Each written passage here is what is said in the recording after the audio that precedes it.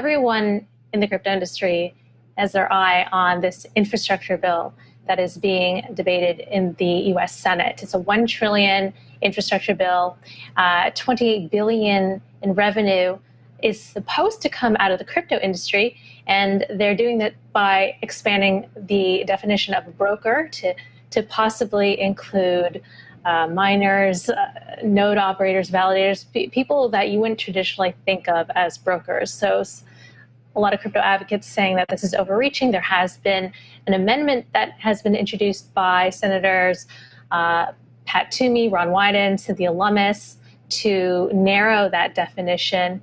But Brad, I wonder how is this impacting the markets? Not really much from what I can tell.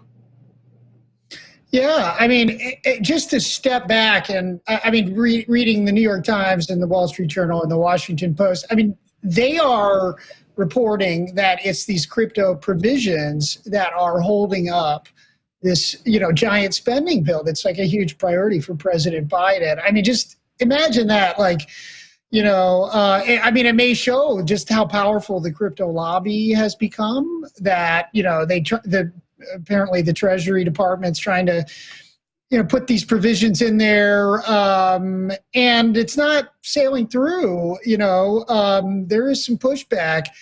But to your point on the market, Bitcoin sailed right through all of this news this week. These taxes, Our reporter, Lila Ledesma, reported, she talked to a bunch of analysts, and they were saying, yeah, well, actually, in some ways, this is going to normalize Bitcoin, and it's going to remove some of the, regulatory uncertainty. On the other hand, they're going to have to pay more taxes, and people are okay with that. So, again, the market's looking pretty strong right now. At the same time, there's a competing amendment to that Lummis, Wyden, and Toomey amendment.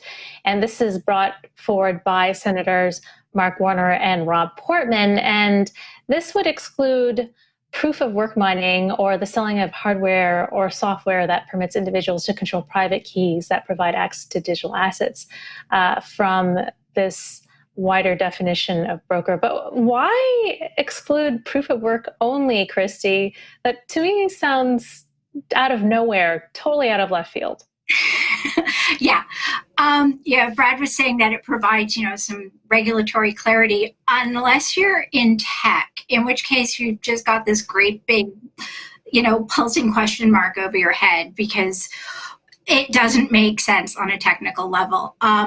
So putting aside opinions that this is all a divide and conquer strategy on the part of the Senate, on the part of government, to pit proof of work blockchains versus proof of stake blockchains, or maybe just a way to kill Bitcoin with 1,000 cuts, the viability of which I'm not going to get into right now. But here's kind of what it's saying in terms of the tech. So as you said, it's trying to define what a broker is for the purpose of the tax code as any person who, for consideration, is responsible for regularly providing any service effectuating transfers of digital assets on behalf of another person, which could, technically speaking, apply to basically anyone involved in a distributed, decentralized payment system like Bitcoin, from node operators to miners to exchangers to developers writing the code, the open source code that does this sort of thing. So, when Senators Wyden, Lummis, and Toomey put together the amendment, they worked with the crypto community to make it make a little more sense on a technical level,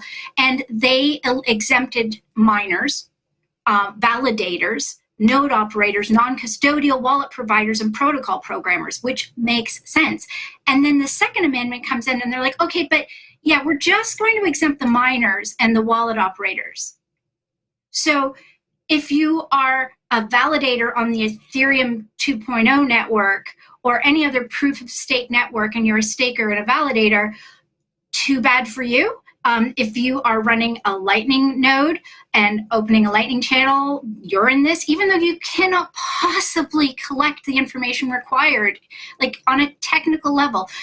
You can't collect that kind of information in order to make the kind of reporting that they want you to report in the tax code.